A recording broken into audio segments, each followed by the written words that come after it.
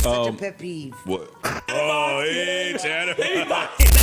What are your thoughts on the most recent episodes, guys?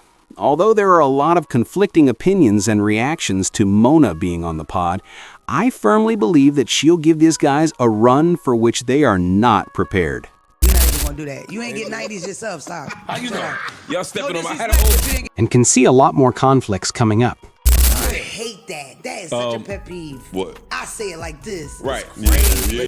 For example, the first person you meet when you walk into a new room and become friends with is typically the one you won't end up getting along with. And the one with whom you end up becoming close is the one you hate, or something like that. As a result, she and Mark are getting along great right now. We secretly agreed on Twitter that we would go against all these if we had to because of this. She and Imani got along well. Many folks appear to believe that she and Flip will run into each other as they perform their little dance. I believe that these two are a perfect match. I got an oatmeal pod. I got it. Listen, I do. They're twinsies too. They are identical to one another.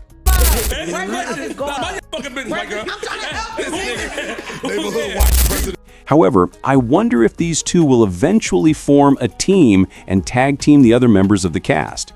And because Mona is so vocal and exudes that attitude, I don't think the JBP is prepared for that.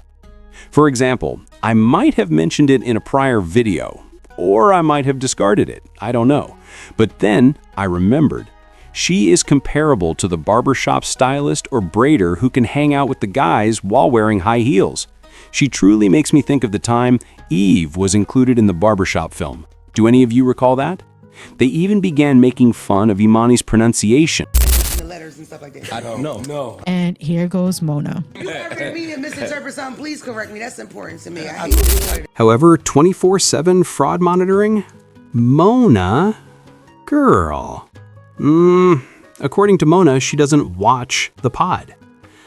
In any case, the UGG podcast isn't something I watch. I'm not sure. That seems to me like applying for a job without thoroughly researching the business, its values, and how well you mesh with its culture.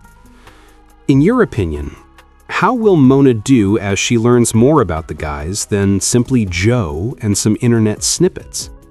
She also mentioned something about November on her pod, I think a day or two ago. I think that might be alleviated in the I don't want to make any assumptions about that. I'll just give you a quick overview of that. We'll revisit it in a later video. However, jokes are flying at the moment. Additionally, Mona has already stated that she will not attend the class. She might definitely give them a run for their money and more, in my opinion. This portion caught my attention, so I don't think these folks know what they're in for. I don't want nothing to do with the person. Right, because writing is a character flaw. Particularly Mona's history, and Mark's first response when Ice related the tale of unlocking the door and then standing on this assertion. No, don't do no crime with me or around me. Recall Mark's response. Whether Mona is merely stating that she doesn't watch the potty, I need to witness how she responds to this narrative, so I hope they retell it in front of her. On the other hand, I do believe that they are getting off to a very similar start as Mel did. They're making really funny jokes and everyone is grinning and laughing. It's the positive vibes and they're hitting each other and all that. However, when Mona began discussing how they could help her find someone, my mind simply said, Lord, no. Don't do that again, please. I had had enough of hearing about Mel's romantic life, or lack thereof. While there may be some interesting things here and there, I hope this isn't a subject that keeps coming up. Alright, in relation to dating, Joe and the actors did begin discussing the Aisha Curry interview that was conducted last month. The videos that are circulating undoubtedly gave the story a little different tone than she did when she delivered it in its entirety. I must admit that I discovered it based on the clips, and after that, I looked up the interview to get the entire context, but I was unable to follow it and got stuck on a few sections, particularly when it came to discussing your children. For example, I would never want to post something online knowing that millions of people are watching and that my children will one day play it back. That's my personal opinion. Everyone has a different opinion about that, particularly when it comes to the entire story. Overall, I believe that many things don't need to be spoken on stage because the listener's interpretation of your meaning will always depend on their experiences and how they see you.